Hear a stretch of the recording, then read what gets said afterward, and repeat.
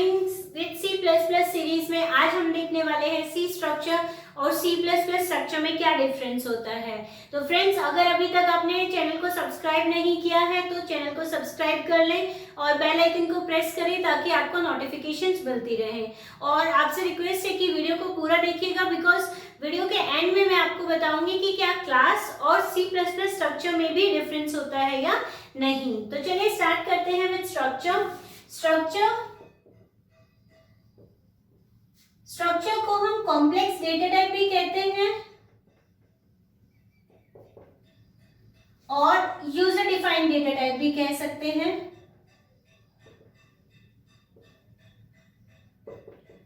तो चलिए बात करते हैं कॉम्प्लेक्स डेटा टाइप की। कॉम्प्लेक्स डेटा टाइप क्या होता है?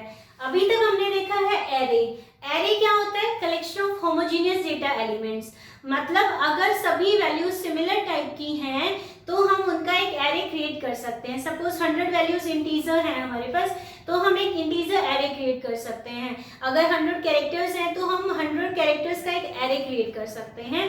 बट रियल टाइम एनवायरनमेंट में हमारे पास बहुत सी रिक्वायरमेंट्स ऐसी होती हैं जहां मल्टीपल डेटा टाइप वैल्यूज से आपको डील करना होता है। फॉर एग्जाम्पल, अगर हमें स्टूडेंट का रिकॉर्ड रखना हो तो स्टूडेंट का रिकॉर्ड रखने के लिए हमें स्टूडेंट का नेम, एज, क्लास, मार्क्स, कुछ इस तरीके से इंफॉर्मेशंस को कलेक्ट करना होता है। नेम के लिए हम एक एरे यूज कर सकते हैं, एज के लिए इंटीजर यूज कर सकते हैं, क्लास के लिए कैरेक्टर एरे यूज किया जा सकता है, मार्क्स में आप फ्लोटिंग पॉइंट वैल्यूज ले सकते हैं। ओके, सिमिलरली अगर हमें लाइब्रेरी में बुक्स का रिकॉर्ड रखना हो, अगर बुक्स का रिकॉर्ड रखना है तो इसके लिए भी हमें बुक आईडी को स्टोर करना होता है, टाइटल ऑफ द बुक को भी स्टोर करना होता है और ऑथर भी हो सकता है बुक का, और भी बहुत सारे एट्रीब्यूट्स हैं जिनकी इंफॉर्मेशन हमें सेव रखनी होती है।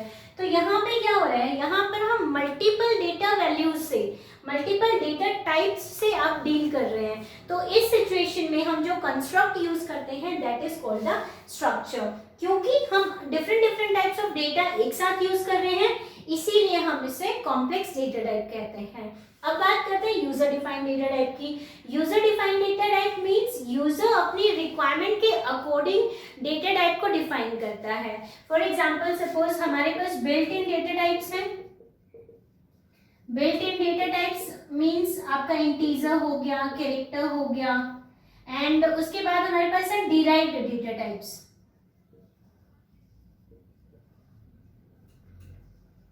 डिराइव्ड डेटा टाइप्स में आपका आ जाता है एरे। ओके, तो जब हम इन दोनों को अपनी रिक्वायरमेंट के अकॉर्डिंग यूज करते हैं और इनसे एक नया कंस्ट्रक्ट क्रिएट करते हैं, जैसे कि हमने यहाँ पे किया, तो वो क्या कहलाता है आपका?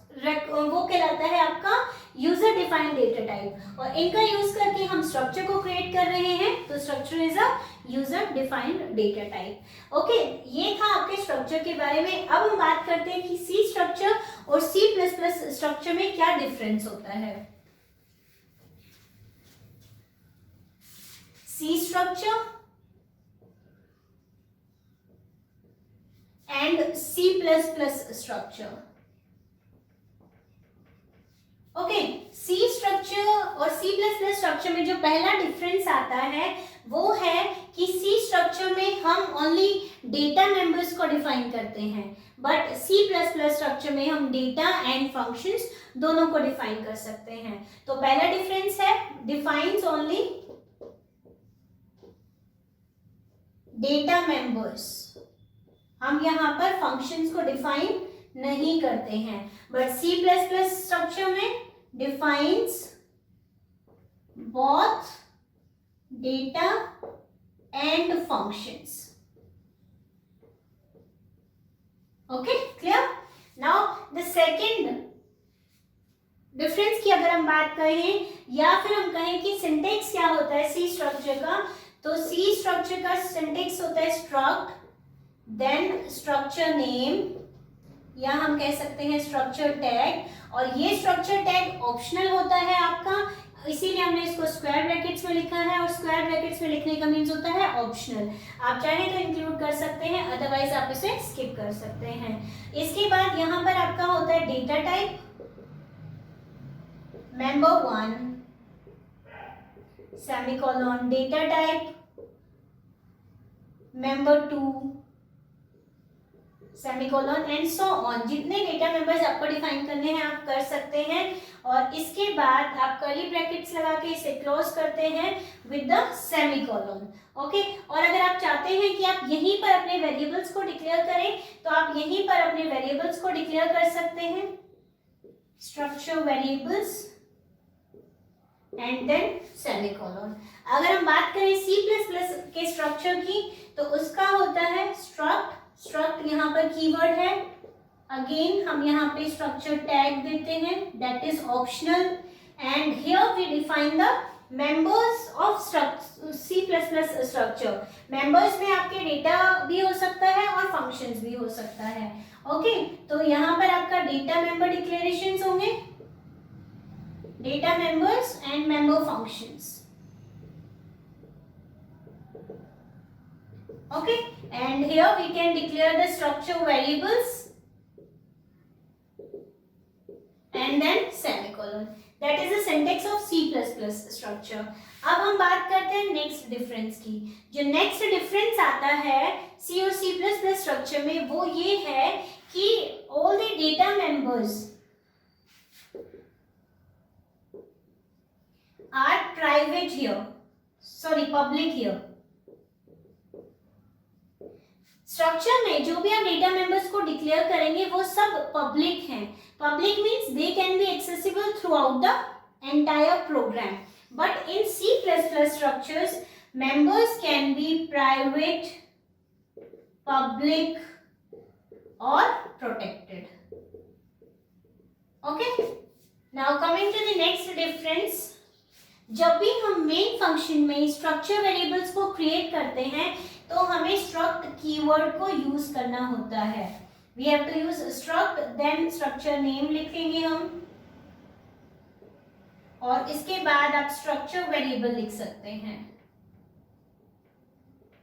Okay, but in C++ we can omit the structure keyword here. हम डायरेक्ट स्ट्रक्चर नेम और वेरिएबल नेम लिखकर भी स्ट्रक्चर के वेरिएबल्स को क्रिएट कर सकते हैं। So these are the difference between C structure and C++ structure. तो चलिए अब देखते हैं क्लास और स्ट्रक्चर, C++ स्ट्रक्चर। क्लास क्या होती है? क्लास में भी डेटा एंड मेंबर फंक्शन दोनों को डिफाइन करते हैं। स्ट्रक्चर में भी हम डेटा एंड मेंबर फंक्शन दोनों को डिफाइन कर सकते हैं। स्ट्रक्चर में भी आपका जो मेंबर्स हैं वो पब्लिक, प्राइवेट या प्रोटेक्टेड हो सकते हैं। क्लास में भी पब्लिक, प्राइवेट और प्रोटेक्टेड हो सकते हैं।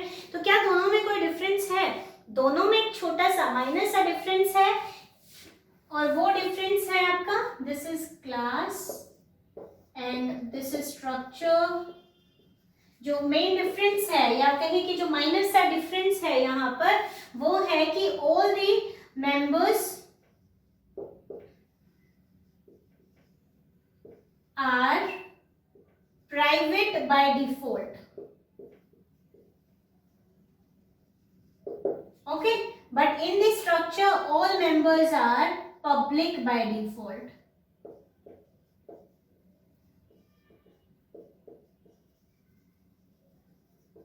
Are public by default. So ये छोटा सा डिफरेंस है आपका क्लास और स्ट्रक्चर में। आई होप वीडियो समझ आया होगा, कॉन्सेप्ट्स आपको क्लियर हुए होंगे। तो प्लीज वीडियो को लाइक करना ना भूलें। Thank you so much.